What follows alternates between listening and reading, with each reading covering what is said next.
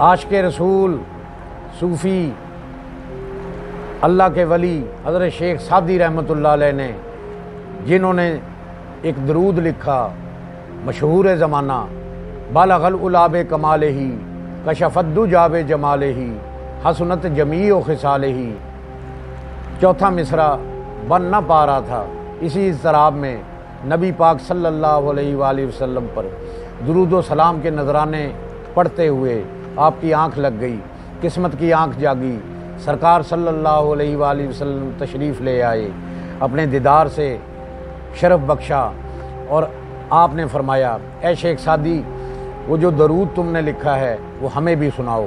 عرض کی یا رسول اللہ چوتھا مصرع باقی ہے۔ آپ نے فرمایا سناؤ تو صحیح۔ تو آپ بارگاہ نبوی میں آپ وہ درود عرض کرتے ہیں، بالغ العلا بکمالہ کشف الدجی بجمالہ حسنت جمیع خصالہ۔ تو آقا کریم صلی اللہ علیہ وآلہ وسلم نے ارشاد فرمایا شیخ سعدی کیوں نہیں کہتے کہ صلو علیہ وآلہ۔ آپ بیدار ہوئے اور چوتھا مصرع یہ لکھ دیا۔ آپ شیخ سعدی رحمۃ اللہ علیہ کی ایک خوبصورت دعا بیان کرتا ہوں، خدایا بحق کے بنی فاطمہ کہ بر قول ایمان کنی خاتمہ، کہ یا اللہ میرا خاتمہ ایمان پر کرنا، میں تجھے اولاد فاطمہ کا وسیلہ پیش کرتا ہوں۔